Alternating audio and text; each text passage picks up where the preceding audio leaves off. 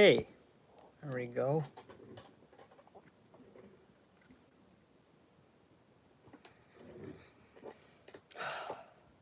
We back at it. 0 viewers, 0 likes. The calm before the storm. I wonder how much people watch the pre-recorded stuff. But yee.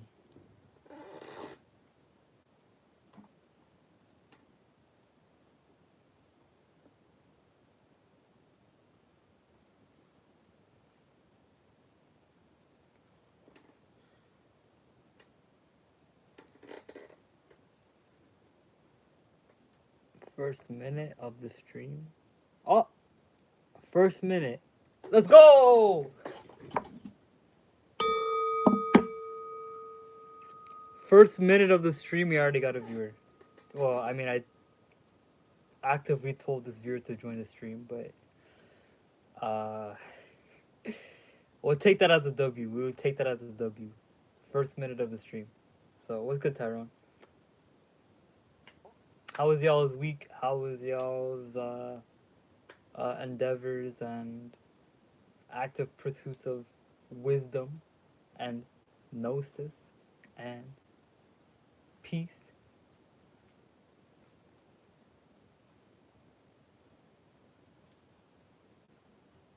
But yeah, it's gonna settle in.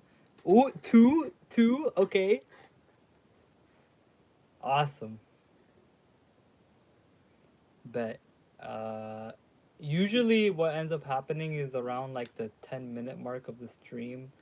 It spikes to like 20 people and then it'll go very, very low.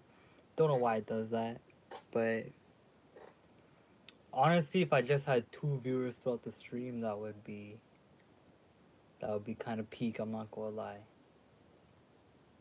That'd be peak.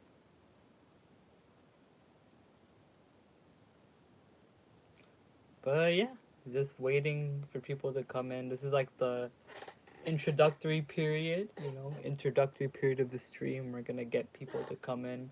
Hopefully, we can get them to damn 0.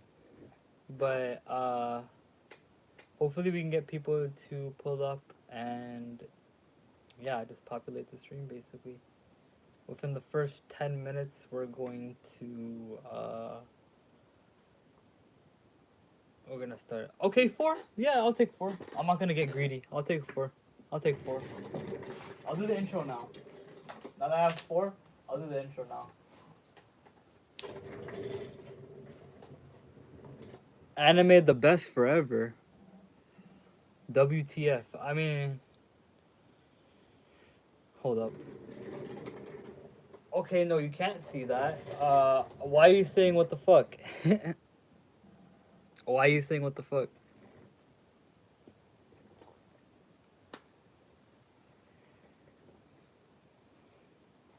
Welcome to the stream. For you joining the stream, you get a bell. You get a bell for joining the stream. What's it called? Welcome all 6 viewers to the stream. There we go. Okay. Welcome to the stream. My name. What are you doing here? Well, let's do the. We're gonna do the introduction. So we're gonna do the intro segment because the people have come in. So welcome all to the stream. My name is Ken, and I am the host of the Iquanas Tahab, or the Brethren of Gold. And today we are going to be reading a book called Liber Cordis Sinti Serpente, or the Liber 65 by Aleister Crowley. And it is a comprehensive guide and is a comprehensive text on connecting with one's holy guardian angel. It is a comprehensive text in engaging in something that many different neo-hermetic and neo-spiritual schools call KNC. Now, what does KNC stands for? It stands for knowledge and conversation. So, knowing the existence and knowing the whereabouts of your holy guardian angel, conversing with them, connecting with them, the other thing I throw up is vomit. But, yeah.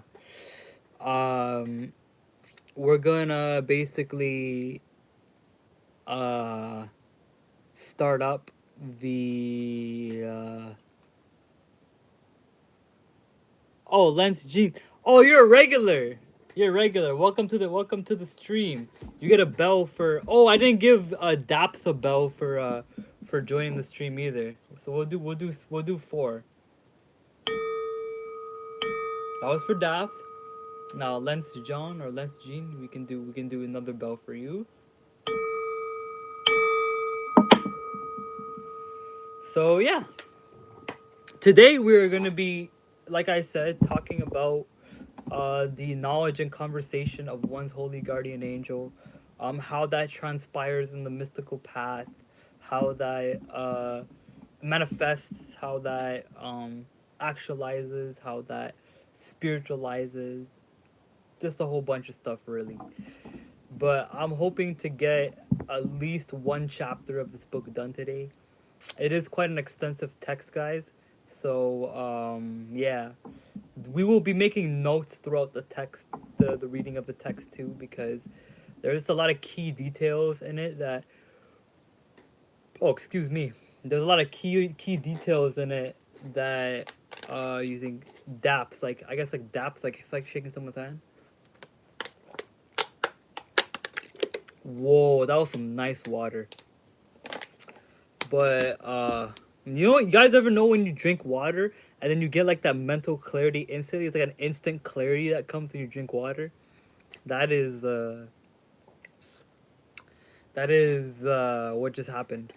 I just had that instant clarity from drinking water. I'm refreshed. I'm hydrated. I'm finished work. I am free for today for the most part. And I'm ready to get in. So without waking, please don't use that emoji. Yeah, please don't use that emoji. That emoji. I mean, maybe I have a dirty mind, but that emoji is very sus. Proceeds to use it again. One time I used. One time I used it. One time I used that emoji in a single line with one of my friends, and he was like, "That's so suspicious, bro." And I was like, "Why?" And he was like, "Woo woo," something on the lines of like you don't use that ever. What that line that that emoji single lined. That shit's crazy, bro. But yeah, roll call, 3 people. Uh, welcome to the stream, all new people, all newcomers, all new. What's it called? Aspirants and students.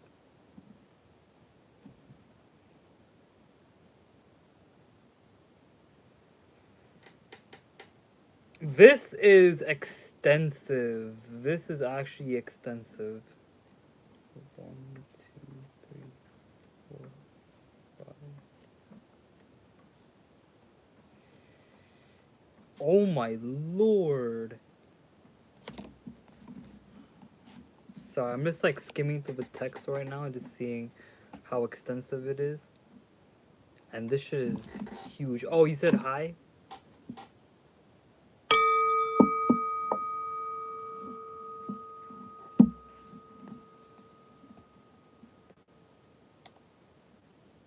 What? What did I do? Is it something I said?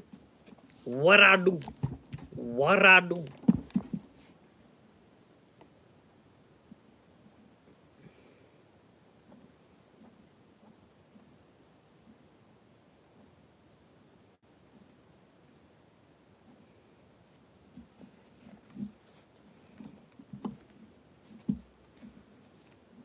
Let's see.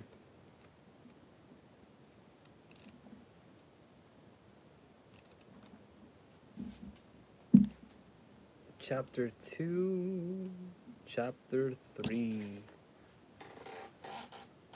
Error, help me, error message.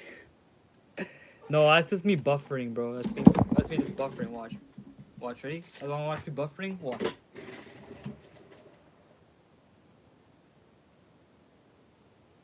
I'm buffering.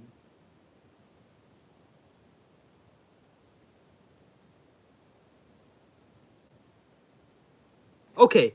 Anyways, now that I'm done buffering, This is not a TikTok AI stream, okay, guys? I did not want to bore you guys too much with me buffering.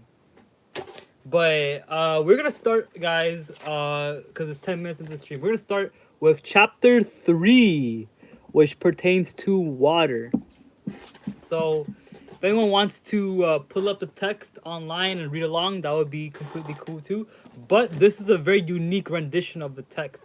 It pertains to a commentary that was made by the intended author of this text to basically expound further upon what is the root error of not root error, root essence of the textual content.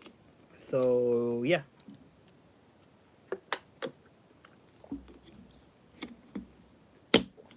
Let us start. One, two, 1, 2, 3, 4. Chapter 3. Water, water, water, water. I drip in you like water. I splash in you with the water. I pull up like 20. I feel like I'm 21 Savage. I pull up in. Finish the rest of the lyrics. I'm sorry, but chapter 3 is centered around water, right? Water, water, water. Goddamn, water. Water. Drip, water, splash. You know what I'm saying? It's centered around water. So because of that, we should keep in mind. So, what does water mean from like a kabbalistic sense? Like, what is the? In fact, what does all 4 elements mean from a kabbalistic sense? The significance of the 4 elements from a kabbalistic sense is action, thoughts, emotions, and passions. So, actions manifest in earth. Thoughts manifest in air. Emotions manifest in water, and passions manifest in fire. So these 4 elements basically like manifest manifest in 4 different ways of operating through the human system, basically. So notice this: passion is the energy, passion and creativity, and a little subtle energy too. Passion and creativity, for the most part, governs majority of, or not, if not all, of the basically like the, how do I say this? Passion governs over the rest of the elements, basically. So from passion stems emotions, from emotion stems thoughts, and then from thoughts stems actions. So yeah.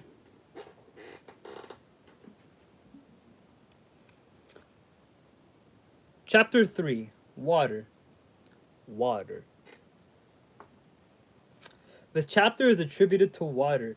It deals with the preliminary reflections of truth as apprehended by intuition, beyond any intellectual apprehension, and with the nature of understanding and the sexual instinct. Verse 1.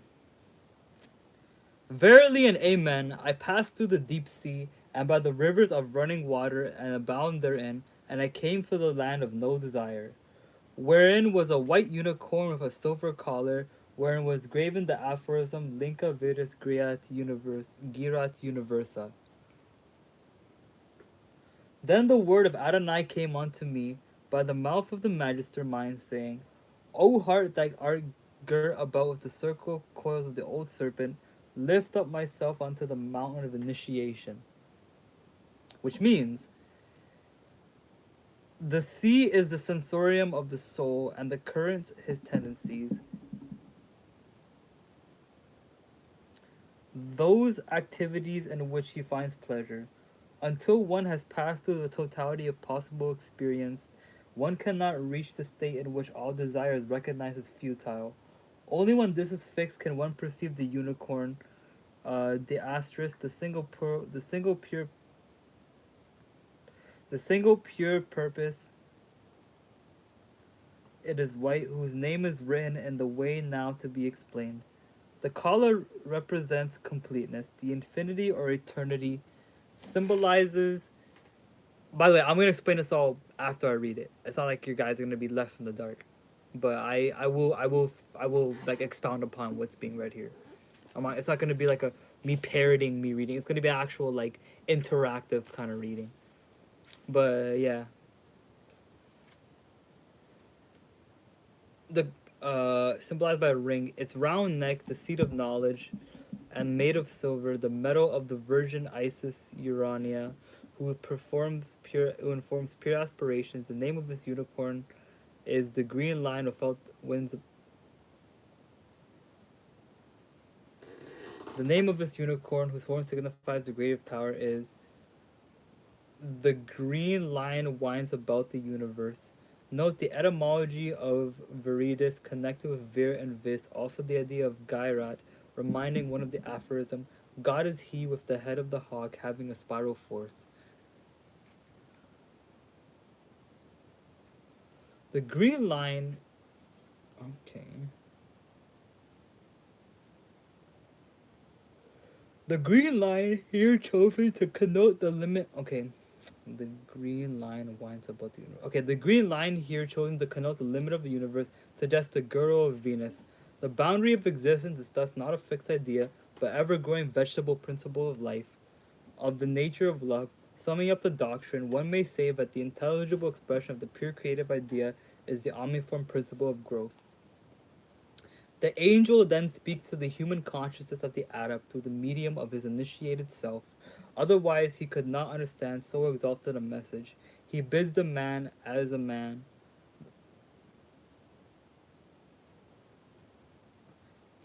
He bids the man as a man. The heart Tiferet, the seat of the conscious ego, he bids the man as a man acquire the point of view of the initiate. Acquire the point of view of the initiate. The old serpent represents the natural desire, which is the cause of sorrow, binds the man to grovel in dust, and unites him with base animal life. So, what does that mean? Well, I might have to read it a few times. I'm not gonna read it out loud a few times, but basically, I can give you guys a basic understanding of what this means. So, the serpent, and no, now here's the thing, right? I don't know if Tyrone is still there, but what's it called? I'm gonna explain to you guys the significance of the Adam and Eve story, okay? And at least in occultic and spiritual views, this is the significance of the Adam and Eve story. Now, in many different spiritual circles, give me a second. I need to take a sip of this water. Wow, went down the wrong pipe. But in many different spiritual circles, the serpent of the typically represents consciousness, right? It represents consciousness and intelligence. Um, this is even rooted in the Hebrew word for serpent, which is nakash. And now nakash means like I'm pretty sure it means like cunning or convincing to a certain degree. And that don't that's me paraphrasing. Don't think that's actually a verbatim translation. But I'm pretty sure nakash also means like convincing or something of that degree also as well in Hebrew. But yeah, from that sense, um, what is the significance of the serpent? Why do we see the serpent in almost all different types of cosmological ideas? Now, if you guys are familiar with Kundalini, you would know that the Kundalini serpent is also kind of wrapped up into this. But what does it really mean from a perspective of the Torah? Now, when we look at the Torah through a shamanistic and spiritual lens, we'll understand that Adam and Eve were not like in many different like spiritual like traditions. The story of Adam and Eve is not a story about how humankind started. Adam and Eve and many different mystical traditions are actually not seen as the first human. There's actually in different like mystical and spiritual circles, there's actually a little bit more of a debate who the so in Judaism this is in mystical Judaism they have this concept of Adam Kadmon and Adam Harishon. So Adam Kadmon is the primordial ascended man. Another name from Adam Kadmon is Adam Elyon, which means the man that is most high. Another form of Adam is Adam Harishon, which is the first man. So there's the primordial man, and then there's the first man. Both of these two are archetypes for a greater cause and a greater thing. Now, in most orthodox or like fundamentalist circles, it is a no. It is not a topic of discussion who Adam Harishon is, because every single what's it called, orthodox sect will agree that the man in the Garden of Eden is Adam Harishon. However, from a mystical perspective, this is not seen as the case. Um, Adam, the Adam in the Garden of Eden is not seen as Adam Harishon or the first man. The man in the Garden of Eden is seen as Adam Kadmon, or the primordial man. This explains why when Cain gets sentenced off to the land of Nod, like a lot of people ask me this question about the scriptures, they'll be like, uh, well, what when Cain killed Abel and God sent him off to the land of Nod, if they were the first human beings there, how did it that Cain find a wife there in the land of Nod, right? Now, I'm gonna explain how. Because from a mystical perspective, Adam and Eve are not the first human beings. They're the first awakened human beings. Now, this would explain why a lot of pseudographical biblical, or not pseudographical, actually very serious biblical institutions will think the world is like 5,000 years old, when it's like millions of years old. But people who read these scriptures literally think that the world is like 5 to 6,000 years old. That's ridiculous. The world is at least, like, the earth is at least millions of years old, if not billions, right? And our whole galaxy is a whole nother level of old. But what's it called? In the context of mystical theology and mystical cosmology, um the story of Adam and Eve is not the story of how humanity started. It is a story of how humanity awakens. It's an awakening story.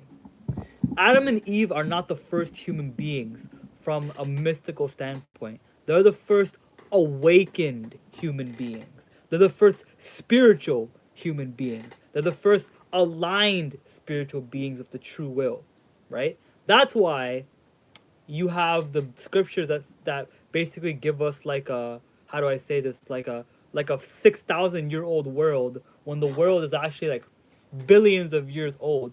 Why did the scriptures then give us like a 6,000 year old world? Because that was the start of the alignment with the path, right? Now the path has came way before that, but this specific articulation of the path started with the primordial archetypes of Adam and Eve. So this, I went on this whole tangent to explain the serpent, right? Because the serpent is a huge topic of debate in many different spiritual circles and many different spiritual places. But what is the serpent? So I don't know if you guys are aware of this, but it says specifically in the scriptures that um, Adam and Eve were given the names of everything. The names of everything. The names of everything means that Adam and Eve were one with nature. They were one with the earth, they were one with the kingdom of God, and they were one with the, how do I say this? They were one with the kingdom of God, and they were one with the Garden of Eden, right? They were one with the space around them. Now, the serpent represents the sexuality, it represents the consciousness, it represents the natural desires, it represents the tantric sexual desires. So, from this point forward, right, the overall message is this, is that Adam and Eve were masters of their environment. However, they could not master one thing, and that is the Kundalini force. That is the force of the tantric sexual energy. The force of the Kundalini basically wraps itself around the heart in this imagery.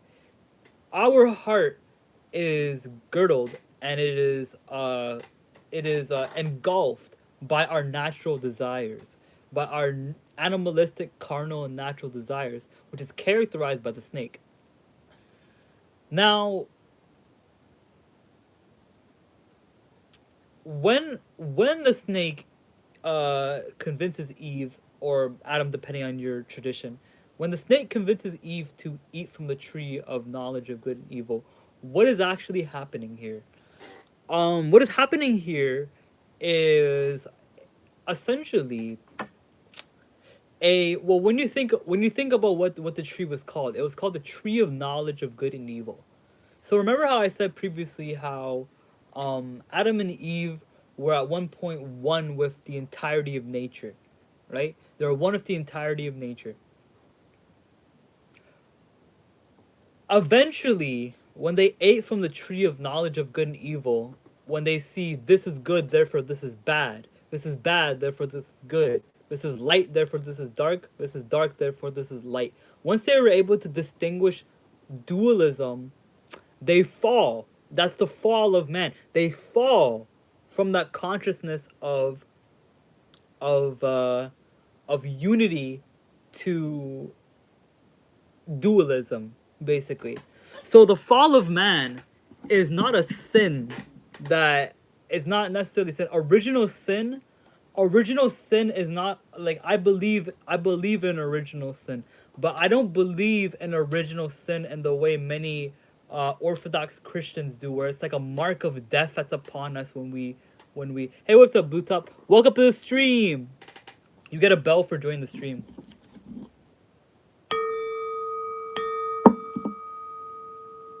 Welcome to the stream. We're just talking about the Garden of Eden story, and we're talking about the esoteric dimensions of it. Uh, if you need me to repeat any topics or points, then be sure to ask. But how do I say this?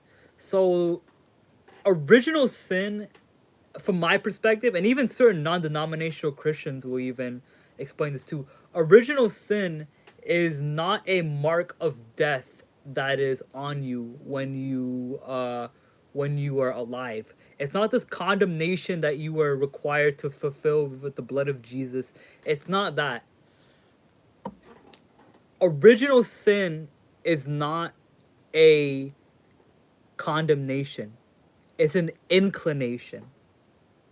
Original sin typically just means that because of our distant ancestors who craved carnal and animalistic desires, we inherently inherit that craving for animalistic and carnal things that may or may not be beneficial for us. In many cases, they're not, right? So, in a sense, right? Original sin is not a like a doomsday kind of thing that a lot of people like tend to preach it as. It actually is when you break down original sin, it's actually quite realistic. We get tempted and inherently crave things that are not good for our spirit, but please our bodies to a high extent, right? And you know what I'm talking about. Don't act like you don't know what I'm talking about. But what once we when people could ask, we could go on for like millions of years talking about where this craving stems from, right? Where does this craving stem from? Does it stem from a common ancestor? Yes, that is true to a certain degree. It stems from a common ancestor. It's any one of our ancestors, even if you're like a modern anthropologist, and which I kind of subscribe to certain beliefs of modern anthropology that suggests that that humanity did not start with one person. It started with multiple people spread across the continent of Africa. Even if you want to go that route, it is correct to a certain degree that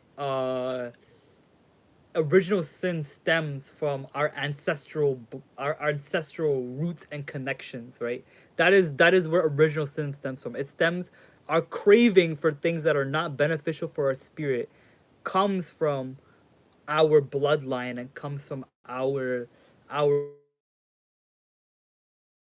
our bodily like roots, basically. So sorry, someone just called me. But original sin can be, so when they say that so there's initiatory secrets in a lot of doctrines, right? There's a lot of initiatory secrets and a lot of religious dogma and a lot of religious ideas and a lot of religious sacraments too. So when they say, "Oh, to cleanse yourself of original sin, you need to be wiped clean in the blood of Jesus," what they're saying is, what they don't realize they're saying is that to basically transcend past your animalistic cravings and desires, you must walk in the way of the Christ. You must walk in the way of the chosen. You must walk in the path that the Messiah has picked out for us and has paved for us and has done for us and has completed for us, and go past that and transcend past your natural desires. So we're 30 minutes in the stream, guys. What do you guys think so far? Like, what do you guys think of like what's going on? Like, what do you guys think of like what's transpiring? What's going on? Like, like what do you guys think of the stream so far? We're half an hour in. Half an hour in.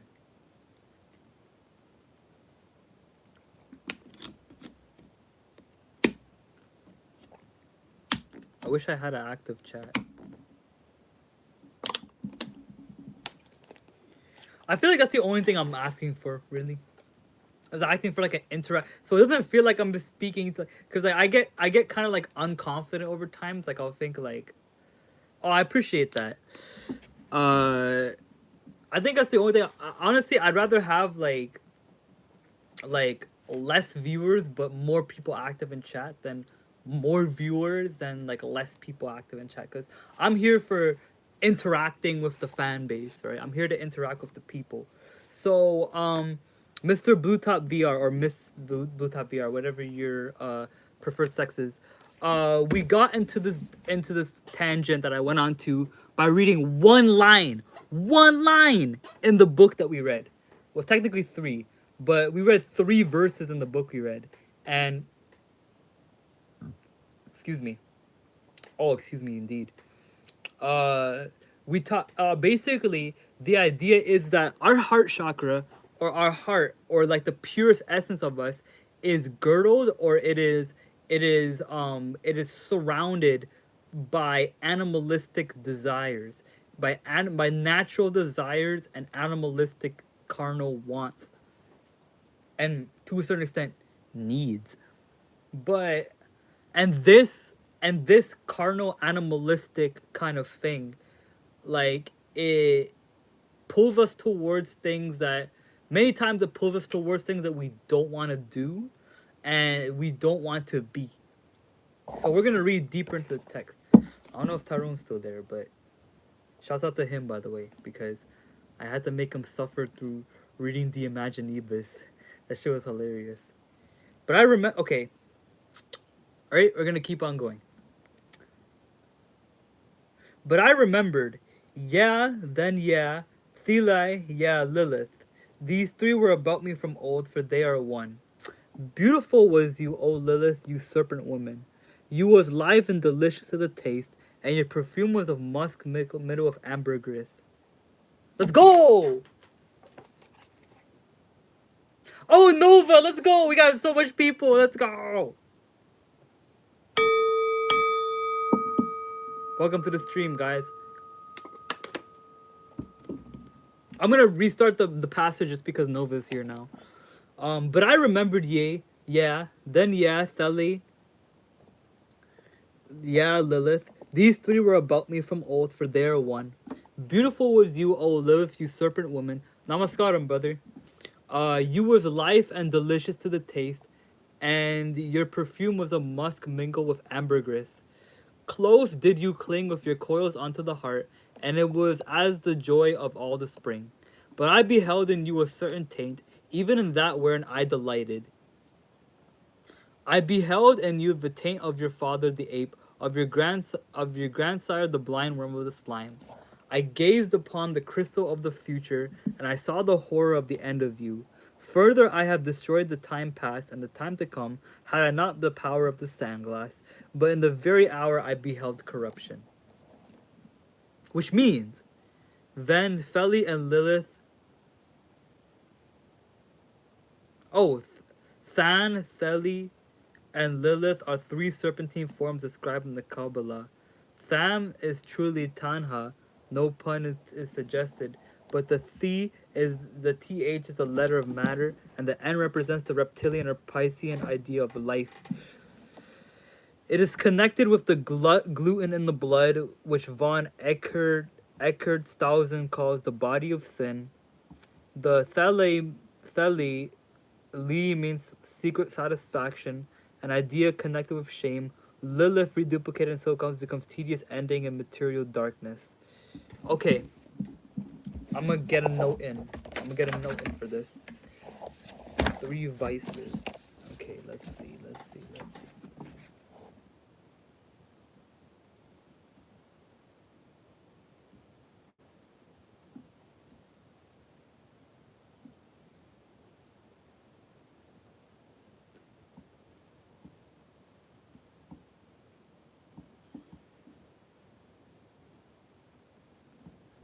Um, raise of hands here. Raise of hands here, guys, or raise of anything, or any sort of indication. What would you guys like to know about the Nefek, Ruach, and the Neshima? Because this is a very key component to understanding this text. So would you guys like to know about the Nefek, Ruach, and the Neshima?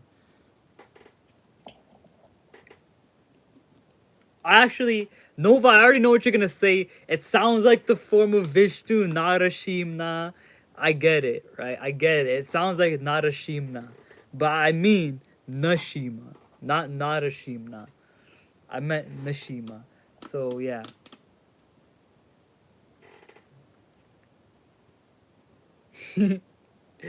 Yeah, bro. You could. Yeah, but anyways, yeah. I'll take that as a yes. So in Judaism and Islam, yes, Islam too, there is this aspect or this talk about the three levels of the spirit or of the soul. Now, in Judaism, it is characterized with different words. With Islamic theology, it is combined with different suffixes. So in in Islam, it's called the Nafal Amara, Nafal Luama, and Nafal Mutmaina, which I'll get into in a second.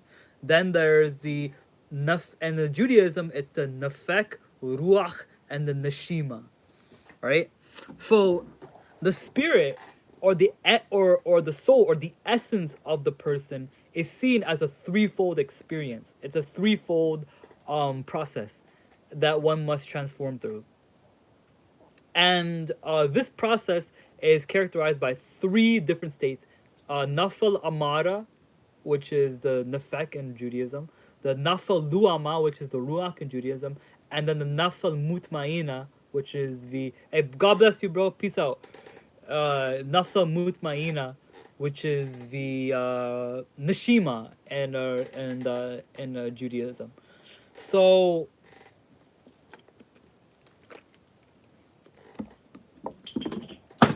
oh my god, my water just fell. Anyways, yeah, so the Nafa, so these three, what are they? The Nafa Amara and the Nefek. So we're gonna start with this one, right? The Nafal Amara and the Nefek are the animalistic soul. It's the animalistic and carnal soul that craves carnal desires, and I don't want to say is a product of original sin, but it kind of is. I don't want to say the effect is a product of original sin. Rather, I want to say that the effect has been poisoned by original sin. When you realize that the nefek is not the enemy, when you realize that the ego or the shadow is not the enemy, it is the resources that the ego and the shadow are taking in to become that way. Because think about it like this: if the nefek is seen as like an animal self, what is something you can do to animals to make them cooperate with you? You can train them, right? You can train them, motherfuckers. So the idea is that your animalistic self or your nafek or your nafs amara is not seen as the enemy. What it is it is a a potent force that you need to learn how to make it cooperate with you. Now, I'm not a master of this. I'm actually very far away from getting to that state. But I do know at least the outline of what I want to do in terms of getting to this process. Um Next we're going to move on to the ruach. So the ruach is the middle. It's in the middle basically. You're struggling against the lower. You're transcending past the lower self, but you're moving down from the neshima or the higher self, right? So the ruach is in the middle of the system, right? Next we have the neshima. Now the neshima is the divine spirit. This is the divinely inspired spirit. This is the divine, and Islam is called the nafs al mutmaina, which means the self at peace. So it is basically an outline of, like, how do I say this? It is an outline of how these things work. It's interesting, very interesting indeed. Uh,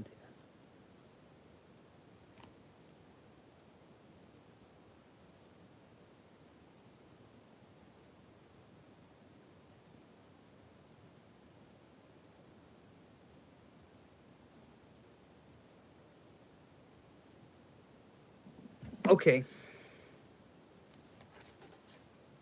ready, guys?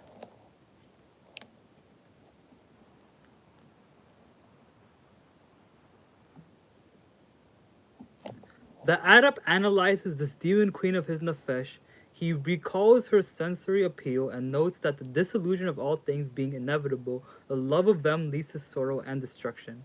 In verses 11 and 12, furthermore, he shows that apart from all consideration of time, the nature of his desire, properly apprehended, is corruption.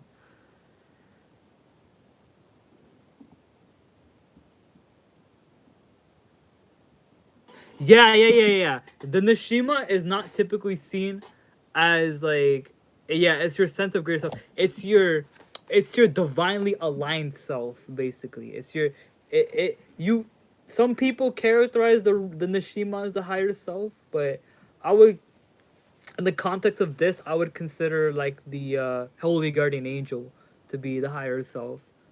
But the higher self, the thing about the higher self is that how do I say this? It's confusing, but syncretism isn't always like fully there, especially when you're syncretizing like new thought ideas of like higher selves and other stuff with ancient stuff. It can kind of get lost in translation, but we'll digress. We'll digress. We'll move forward from that. Uh, then I said, O my beloved, O Lord Adonai, I pray thee to loosen the coils of the serpent. But she was closed fast upon me, so that my force was stayed in its inception. Also I prayed to the elephant god, the Lord of beginnings, who breaketh down obstruction. These gods came right quickly to mine aid, and beheld I joined myself unto them. I was lost in their vastness. It is useless to ask the angel to free the adept from such coercion. His magical force, which is necessary for his work, is prevented by desire from so much as beginning. The adept invokes Ganesh, who represents the power of breaking down obstructions. The elephant, the half reasoner of the hand, is the moral force in man, partly intelligent and docile to the control of the spiritual master. This moral force brought into action, the angel also becomes an efficient assistant, and the constraint of desire disappears altogether. Then I beheld myself compassed about the infinite circle of emerald that enclosed the universe. O snake of emerald, you have no time past, no time to come. Verily, you are not. You are delicious beyond all taste and touch. You are not to be beheld for glory. Your voice is beyond the speech and the silence and the speech therein, and your perfume is of pure ambergris. That is not weighed against the finest gold of the finest gold. Also, you coil are of infinite range, and the heart and you this encircle in the universal heart. The adept now realizes himself as bounded only by the green line of verse 2. The line is recognized as equivalent to the negative, to Nuit herself. This idea of pure love is free from all bonds. It gives to the utmost gratification. Its perfume is not mingled with any imperfect conception. Ambergris is the perfume of Kether. Musk refers to the love in somewhat animal sense. The angel also is identified with this green line, and thereby the consciousness of the adept expands into the include the universe.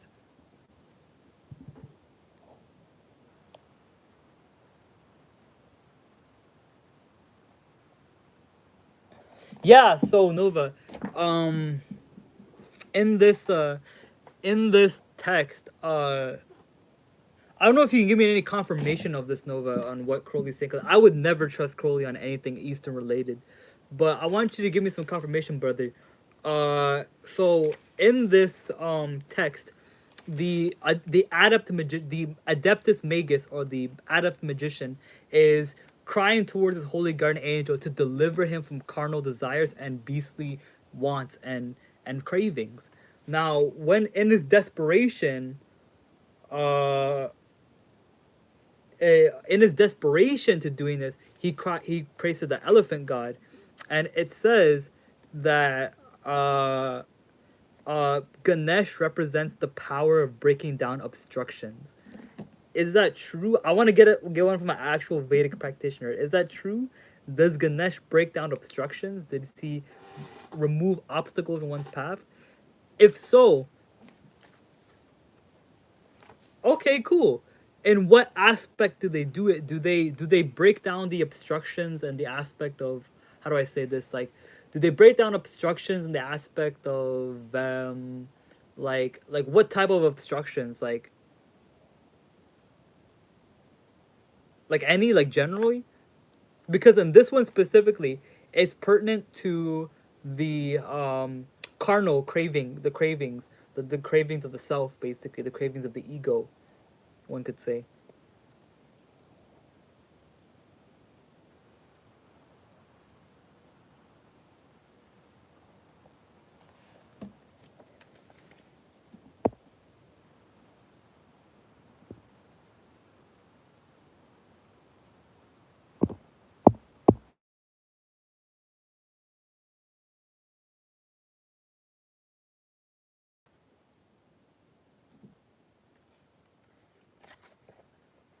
But yeah.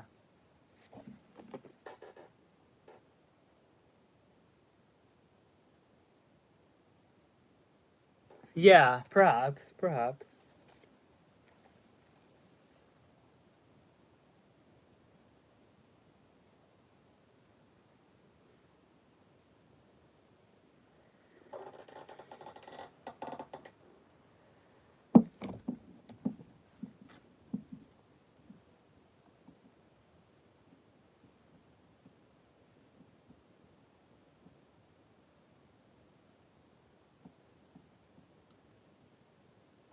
Yeah, elephants don't forget. Elephants don't forget. 100%. Yeah, elephants don't forget, fam. But okay, let's continue. I and me and mine were sitting with the lutes in the marketplace of the great city, the city of the violets and the roses. The night fell and the music of the lutes was stilled. The tempest arose and the music of the lutes were stilled. Yay! Welcome to the stream, Anna.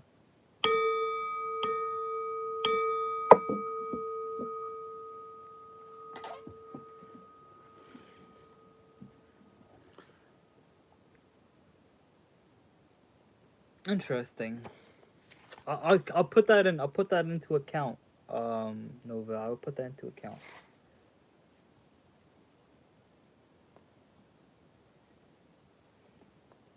I'm gonna restart the passage because we had a very avid viewer join. We're starting at verse 21 of Liber 65. I and me and mine were sitting with the lutes in the marketplace of the great city, the city of the violets and the roses. The night fell and the music of the lutes were stilled. The tempest arose and the music of the lutes were stilled. The hour passed and the music of the lutes was stilled. But you are eternity and space, you are matter and motion, and you are the negation of all these things, for there is no symbol of you. The idea of the ego must not be used to unite the experience of the adept. The music of life ceases whenever the doubt darkens, trouble disturbs, or the time wearies the consciousness. The adept must. Okay, icy in this bitch. Let's go anti and Nova. Okay, bet. Woohoo!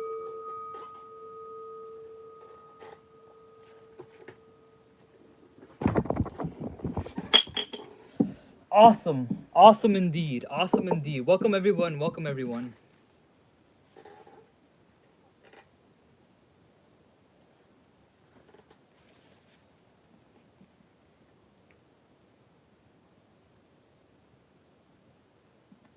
The idea of the ego must not be used to unite the experience of the adept. The music of life ceases whenever doubt darkens, the trouble disturbs. Oh god. Whenever doubt darkens, trouble disturbs, or time wearies the consciousness, the adept must lose himself wholly in the consciousness of his angel, which is beyond all such limitations and immune to all texts, for he is not to be expressed by any fixed image, such as might be destroyed.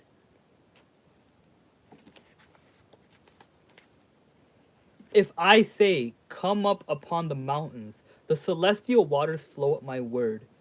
But you are the water beyond the waters. The red three-angled heart had been set up in your shrine, for the priests despise equally the shrine and the god. Yet all the while you were hidden therein, and the Lord of Silence is hidden in the buds of the lotus.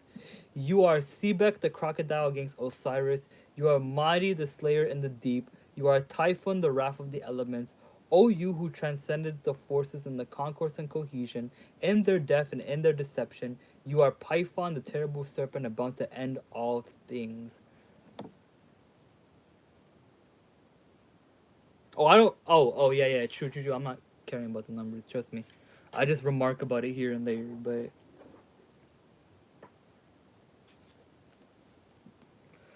27 to 30. The adept learns to control all varieties of image which present themselves, and to create any he may wish. But his angel represents the ideal which is his limit in the matter, all ideas of which he may be capable and compromised in the nature of his angel.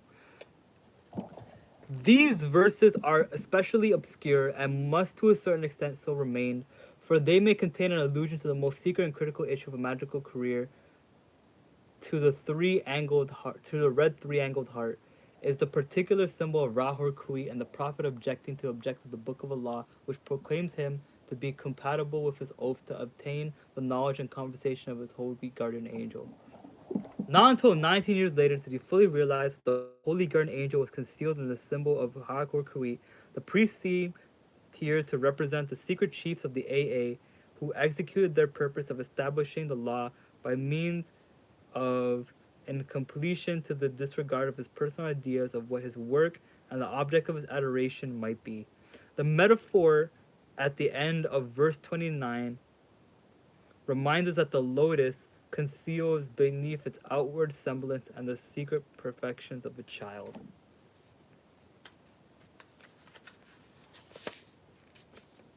Oh, hold up. Guys.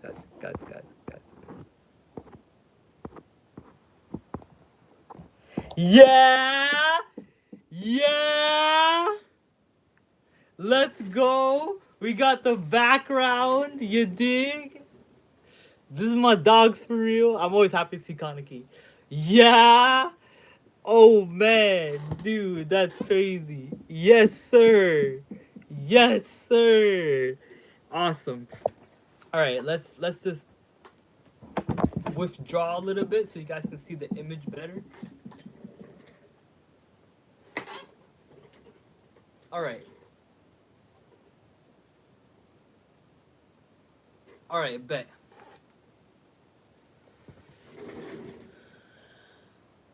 Yeah, okay, bet. Let me know if you guys can still hear me from this place that I'm sitting at.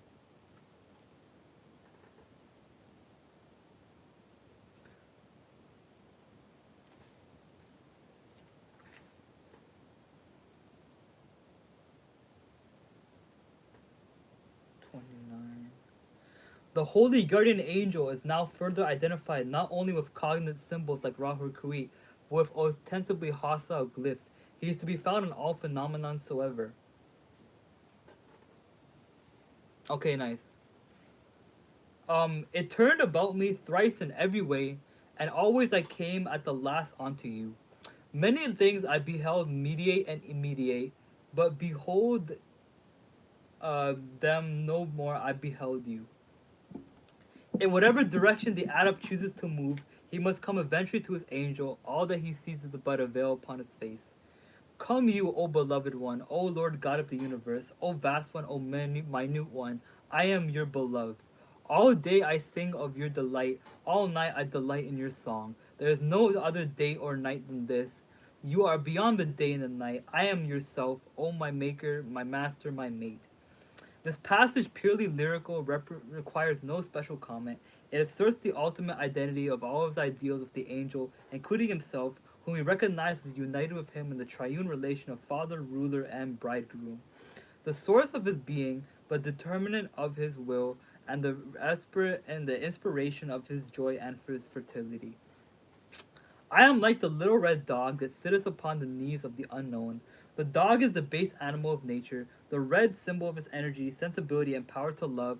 It is helpless on the knees of the surrounding mystery of existence, but it remains still and trusts.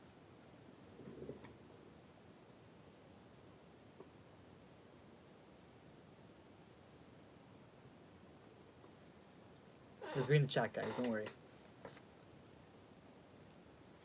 You have fastened the okay. What's it called? You have brought me into the great delight. You have given me of your flesh to eat, and the blood of an offering of intoxication. The angel replaces this attitude by full satisfaction and nourishment. It is in him that the adept lives, and his life that intoxicates him. You have fastened the fangs of eternity in my soul, and the poison of that infinite has consumed me utterly. The enemy time has been devoured, and the limited ego dissolves in infinity. I am become like a luscious devil of Italy, a fair strong woman with worn cheeks, eaten out with hunger for kisses. She has played the harlot in divers palaces. She has given her body to the beasts. She has slain her kinsfolk with strong venom of toads. She has been scourged with many rods. She has been broken in pieces upon the wheel. The hands of the hangman have bound her onto it. The fountains of water have been loosed upon her. She has struggled with exceeding torment. She has burst in sunder with the weight of the waters. She has sunk into the awful sea. This is a reference. This reference is to the Marquise de Brinvilliers. She represents in the flesh of the animal soul. The soul has tried to satisfy its passions in various strange ways. Hatred for other souls, pains of receiving truth. This ends in her unity by being destroyed by change. She has been bound to the cycle of samsara by the minister of justice. Oh, the wheel of samsara. Okay, bet.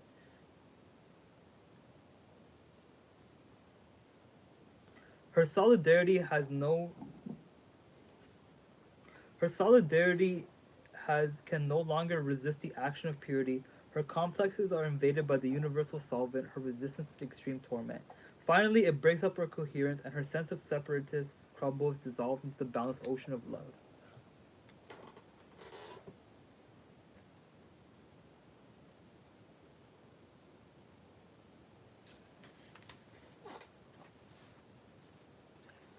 The text, okay. So am I, O Adonai, my Lord, and such are the waters of your intolerable answers. So am I, O Adonai, my beloved, and you have burst me utterly in sunder. I am shed out like a split between blood between the mountains. The ravens of dispersion have borne me utterly away. Therefore is the seal unloosed. The guarded eighth of bit, that guarded the eighth. Oh, damn, Anna. Oh, man. Awesome. That reminds me of something Lime talked about. Therefore is the seal unloosed that guarded the eighth abyss. Therefore the vast sea is a veil. Therefore the rendering asunder of all things. The text from. Okay, I just want to get to the 48 part. Hold up. This process leads to the full crossing abyss, for which we see Libra 14 and Libra 7. Okay. Yeah, the eight spheres. Yeah. That's what I'm saying. Yeah. That's what I'm saying. The eighth sphere that that Lime always talks about. It's like they're like Ryan, not Ryan. Lime follows a lot of Rudolf Steiner's teachings, which I think is pretty cool. But Ryan follows Ryan. Oh my! I said it twice now. Lime follows a lot of Rudolf Steiner's teaching, and Rudolf Steiner had like his own cosmic realm, like his own abyssal kind of views, and it was like manifested in the eighth sphere. So this whole thing about like like the eighth abyss kind of sounds like kind of sounds similar, don't you think? Kind of sounds very similar, very similar. Goodbye, goodbye. The text confirms this interpretation of initiation as equivalent to extended psychoanalysis. The life of the ego is dispersed over all salient ideas. The ravens are the birds of Netzach, the sphere of Venus. The life of the adept is carried away aloft by the universal love. This process leads to the full crossing the abyss, for which we see Liber 418 and Liber 7.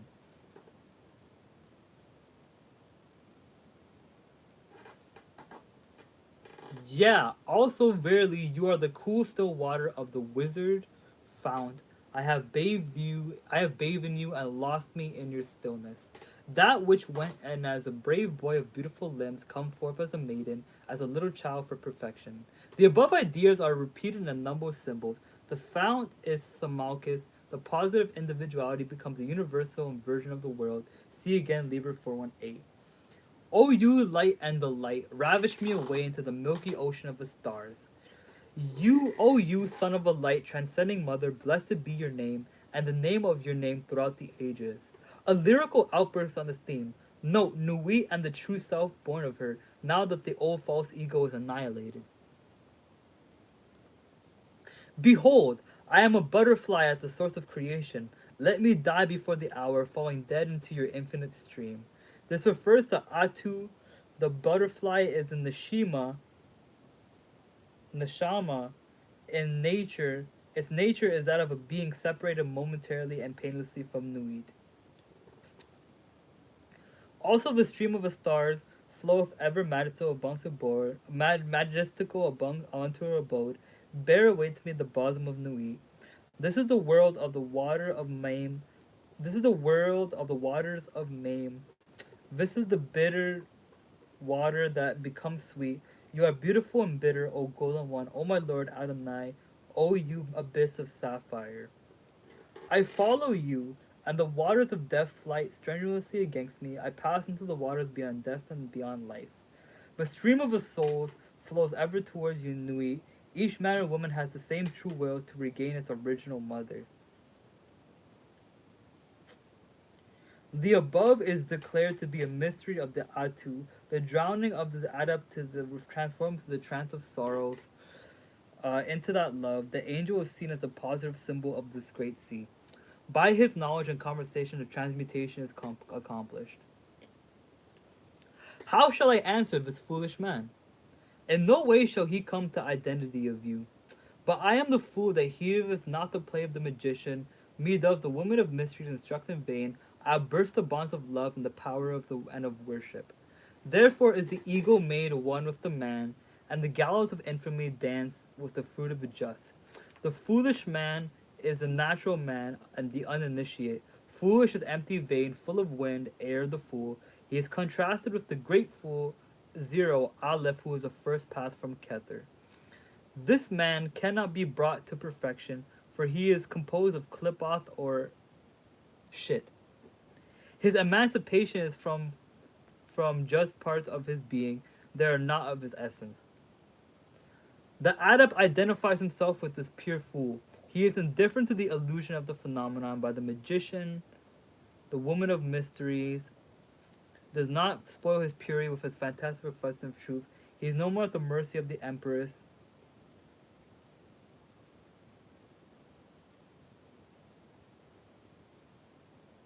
The emperor, and the hierophant.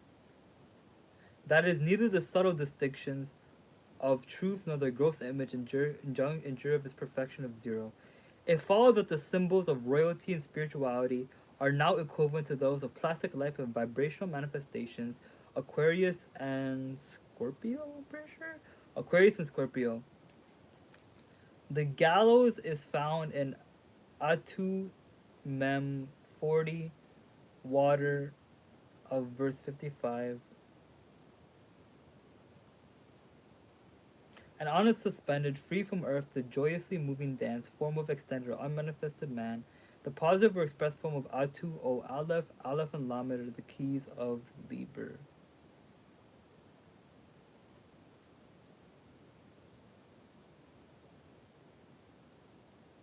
Alright.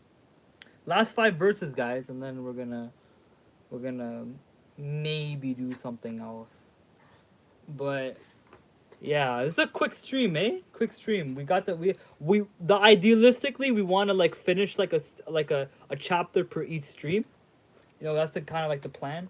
Is like to finish a chapter per each stream, but you know we're not even at midnight. It's not even midnight yet, so we could possibly read another chapter. But I kind of want to like I kind of work on a schedule. A river? Ah, you're funny.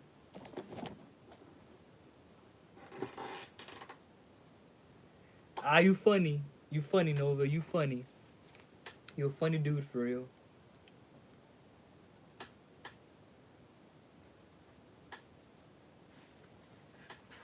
We're on the last 5 verses of it, so I hope you guys enjoy what we have so far. I have descended, O my darling, into the black shining waters, and I have plucked you forth as a black pearl of infinite preciousness. Hey, no problem. I'm just gonna give you guys a basic rundown of what I'm doing later. But yeah, hopefully we can end it off on some discussion, on some notes that we took. I didn't take much notes this session, I'm not gonna lie. I just kinda read through it. But yeah, I could show you guys what I'm we can have like a discussion afterwards, hopefully. I have descended, O my darling, to the black shining waters, and I have plucked you forth as a black pearl of infinite preciousness. I have gone down, O my God, into the abyss of the all, and I have found you in the midst of under the guise of no thing.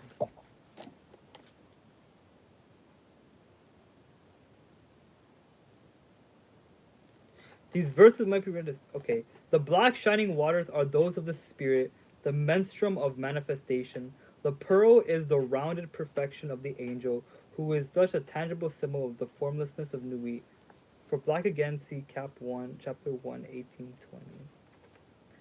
But as you are the last, you are also the next, and the next do I reveal you to the multitude. Although thus ultimate, the angel is also in close touch with the man. This explains the policy of 666 as outlined below. Quote China Records, my government, my GW. My quote China Record, my great work. Great work. Crowley is the tame of the lounge conversations of which commerce while he was crossing to southern China. Interesting. Bet. They that ever desired you shall obtain you, even at the end of their desire. Glorious, glorious, glorious are you, O my lover supernal, O self of myself. For I have found you alike in me, and the you. I have found you alike in the me and the you, and there is no difference, O my beautiful, my desirable one. In the one and the many have I found you, yeah, I have found you. The knowledge and the conversation of the holy guardian angel represents the supreme need, and its attainment coincides with the final destruction of desire, in the Buddhist sense.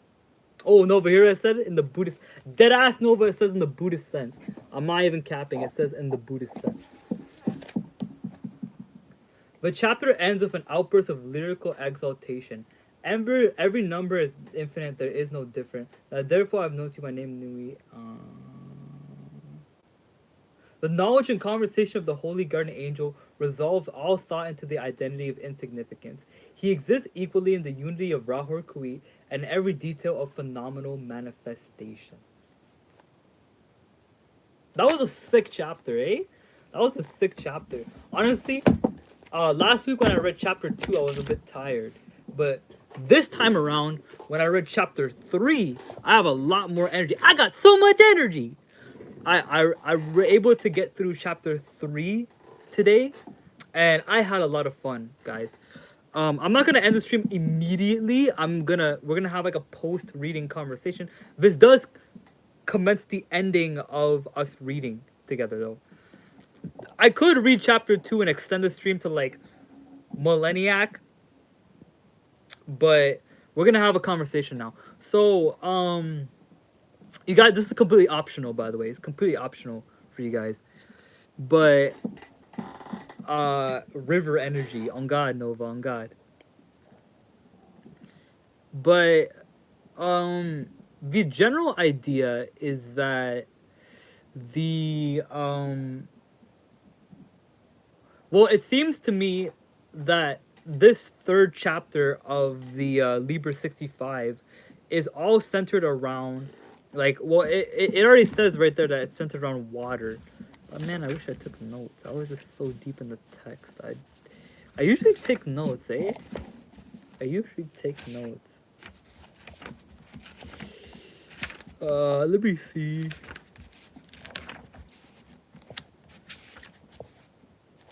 Okay. Water. Okay, bet.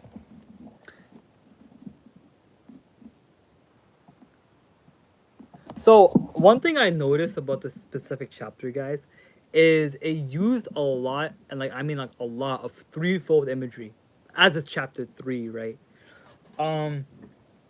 One thing that's pretty interesting about this book too is it travels us through every single world of the Kabbalah, from from Asya to Yetzirah to Bria to Asiluf. So from that regard, we can see like a lot of stuff really kind of come and unravel. One line that really stood out to me, I gotta go back to it, but one line that really stood out to me, guys, was this one here. Oh yeah, Than. I don't know who Than is, so this one really stood out to me. Than, Theli, and Lilith, which are like seen as like the threefold symbols of like the Nefek. But yeah, so the one thing that's interesting about this particular part of the thing is that notice this. What if you guys can recall, if some of you guys were even here for this, but I can recall at least that chapter 1, which dealt with Earth, had to do a lot with the Nefek. It had to do a lot with the animalistic soul. Now chapter 3, which is aligned with chapter 1 because chapter 1 is Earth and then chapter 3 is water, and those are both feminine elements. So both the feminine elements that preside over this has to do with the Nefek, right? Now, if chapter 2 had to do with the Ruach, and then I could assume then that chapter 4 would then deal with the Ruach, and then chapter 5 would overall deal with the Neshima. But, which means that the feminine elements of this chapter, of this book, deal with the like the carnal self, like the animalistic self, and then the masculine chapters deal with the more like indifferent, like mediator self. So when you combine the two together, and when you combine the Nefek of the Ruach, when you harness the Nefek and the face of the Ruach, you get the Neshima, which I'm hoping chapter 5 is about, because that would be just a huge letdown if chapter 5 is not about the Neshima. But yeah, heavily rich imagery here that was in this chapter, guys. Honestly, heavily rich imagery, heavily rich stuff in it. I'm gonna proceed to show you guys something I have listed out here, but yeah, I'm gonna show you guys something I have. Let me just turn off my green screen. Let me know if you guys can see this. But look at this, guys. Oh damn, that's blue.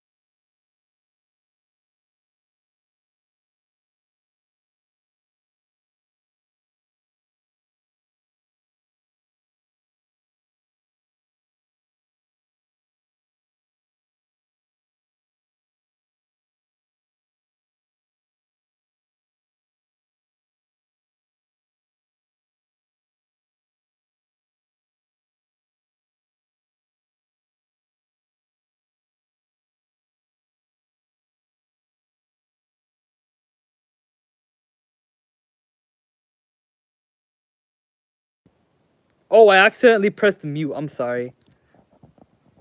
I'm sorry, guys. But this right here is the tarot tableau. It is ordained, or it was like very popularized by this Golden Dawn offshoot society called the BOTA. It is a basic rundown of how the four worlds work in Kabbalah. So I have crystals for each and every single one of the middle pillar chakras for each and every single parts of the tree of life. So I got red coral here for I have a red coral here for root chakra.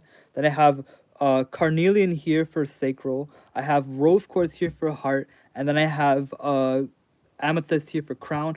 I also have, technically speaking, a clear quartz here for crown too. But I also have on the left side here a Islamic incantation book. But yeah, ultimately for the most part, like this is a layout of, this is like for scrying, it's for research, it's for layout, it's a magic table basically. Speaking of magic table, this is also my magic table as well. This is the, oh Anna, what's it called? Here, I have something cool to show you. ¿Qué eso? Can I be like Dora? I feel like I feel like I can be like Dora. And it's like that. I'd be like, ¿Qué eso? That's the Heptarchia lammin. Can you say Heptarchia lammin? That's the lammin of the Heptarchia. Swiper, no swiping. Swiper, no swiping. Swiper, no swiping. Aw, man. Yeah, so we got my, yeah, fox indeed. But let me just fit the layout for, oh my god, aiming at my feet. Aim the layout for the thing more. You guys ain't getting feet pics for free, I'm sorry. But yeah, so from this point, you ain't so my enlightenment, Mara, exactly. So from this perspective, from this angle, what do we have here? What do we have here? ¿Qué eso? What is this? This is my this is my other magic table where I do basic things in. So this is the Heptarchia lammin, which Anna, Hummingbird described to me that the Heptarchia lammin basically establishes like an astral temple, almost like a mental space, basically. It establishes the ritual space. So I'm very happy I have a copy of this because this is just so lit. Then there's, yeah, it it basically is like a table. It, you're supposed to, you're actually supposed to get this on a ring plated in gold. That's actually what the Heptarchia describes this lammin as. Like, you can put this on a ring on like gold colored and it'll do some crazy shit. This is the Enochian seal. and I have it on a Ayatul Kursi, which is the verse of the throne in the Quran. Uh, I have it sealing the Ayatul Kursi, and then I have my credentials here at Lubab Academy, which is my Islamic institution I graduated at. I will soon have my college credentials on here too, inshallah. But this is a picture of Care Bear that I colored in with to make him look like Kaneki. The fruit of life, interesting. Inshallah, indeed. So yeah, that's pretty much my ritual space. Oh yeah, my punching bag. Yeah, look, it's my punching bag. Yeah, I pretty much got like this whole like ritual space out layered out for me, and yeah, honestly, the guy is like, this was a fun stream. This is a fun ass stream. This was actually a really fun stream, guys. Like I'm gonna this is the last 10 minutes of the stream. Last 10 minutes. So put in any, maybe you could try Mars praise on the bag, probably. What does that even mean? When I think about bag, I think about the ether bag. Or the air bag.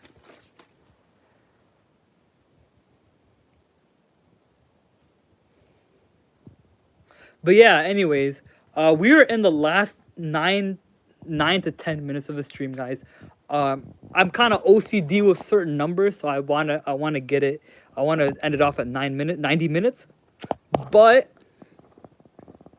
oh, the punching bag. Oh yeah. Nova, I already did that actually. I put a Solomonic Mars sigil. At one point, I had a Solomonic Mars sigil on the punching bag, and I would charge it by punching it. So there are different like methods. There's like different methods of like charging your sigil. Anna, I don't know if Anna's still here, but Anna, this is kind of pertinent to like what you were trying to do with too. Um, there are different methods on how to charge a sigil, right? So like what I like to do is I like to chant mantras. I like to pray over it. I like to chant scriptures over it. I like to chant mantras over it. There's many different ways one can charge a sigil, right? You can charge a sigil using like a lot of different methods, but there is also physical methods you can do within the sigil too. So you can put herbs on it. You can put spices on it. You can put fluids on it. Don't ask me what type of fluids you could use, because trust me, people will be using some crazy fluids. But you can put fluids on the sigil. You can put herbs on the sigil. You can put spices on the sigil. You can put salt on it. Salt works very well for charging sigils because it charges it in a bodily sense. So if you're trying to like do something connect with the body, you can charge it with salt. Another thing is to releasing the sigil too. Releasing the sigil. So the purpose of a sigil is to bind up and seal energy, right? It's a seal in many regards. So a sigil like seals energy. It contains and seals energy. So let's say you were trying to like disperse that energy throughout the cosmos. There's so many different ways you can do this. You could just typically just rip it up. You could just rip it up. You could burn it. You could put it in water. You can bury it. I have friends that do all four. So they'll rip it up as a thing of air. They'll burn it, and then they'll put it in water, and then they'll take the ashes of the paper and then they'll bury it in the earth. So you could do all four elements. You could do just what's it called? You can just do one element, but there's so many different methods on, how do I say this? So many different methods on charging and releasing your sigils into the ether that I think are very useful. What if I accidentally spill your chai on the sigil? That might work depending on what the chai is made out of, Nova. It actually might work. I might even hold you, like that actually might work. Like putting any sort of fluids or any sort of like liquid on the sigil could possibly charge it more, especially if your chai, or if your what people in English call tea, if your chai basically has like potent and like very beneficial herbs to it, it can definitely charge it. It can definitely charge it 100%. Like, yeah, I used to. I've messed around with this a few times. Actually, I've messed around with this a few times. I've put herbs. I put like salt on my sigils. I've put yeah, I put salt on my sigils. I've put water on them. I've poured water on them. There's a bunch of stuff you can do with sigils that can make them effective, and yeah. Oh, let me check the green screen.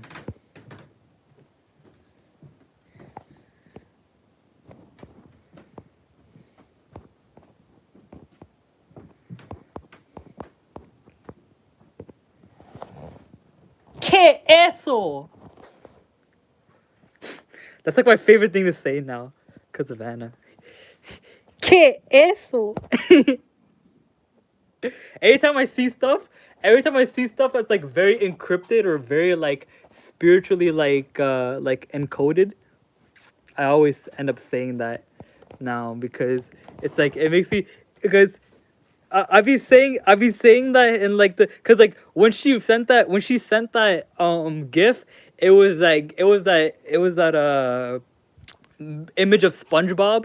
It was that video. It was that clip of SpongeBob being like, "Flapping flapperjacks, what the hell is that?" But it's like a Spanish rendition of it. So it's like I'm thinking of hearing it like the same way SpongeBob would say it. It would be like, "¿Qué eso?" That's just hilarious, bro. That's just hilarious. That's my favorite Anna meme. That's my Anna meme. Oh my god, Anna memes. We got Anna memes in 2025 before GTA 6. Oh my god. yo, yo. Oh my god. Yo, that shit was hilarious. Like I just be I did so now every time I think I see something I think is like spiritually encrypted, or like, or if I know, yeah, and anime. Yeah. But if I know for a fact, if I know for a fact that it's like that it is it's gonna like confound or like cause like confusion towards my friends, I immediately think that now. I'll be like, ¿Qué eso? I've said it for like a millionth time now. I'm sorry, guys. I'm so sorry. But that shit just brings me so much joy. You should have seen how I felt initially when she sent it. I was like, I was reading it in my head. I was reading it the way SpongeBob would say it, and I was like, I was reading it the same way SpongeBob would say. Is that a dab emoji? Oh my god, that's a dab emoji. Thank you guys so much for. I'm in the basement, Dad.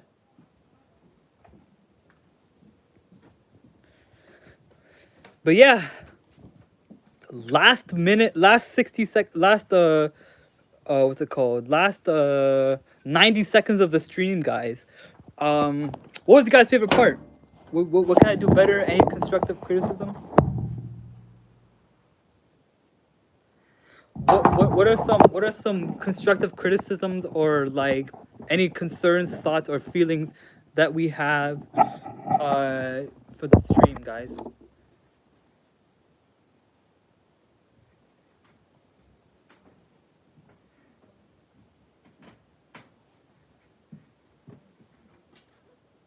You wish you got here earlier?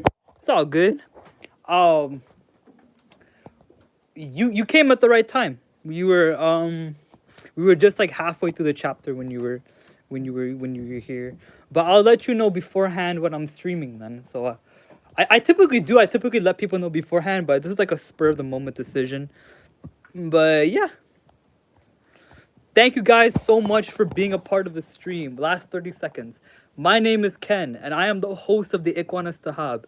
And I am so glad, I am so proud to say that we have garnered and we have supported, and you guys, not we have supported, you guys have supported the the channel to a high degree. And you guys are, I'm forever indebted to you guys. I am forever indebted to you guys. Thank you guys so much for watching, and peace out.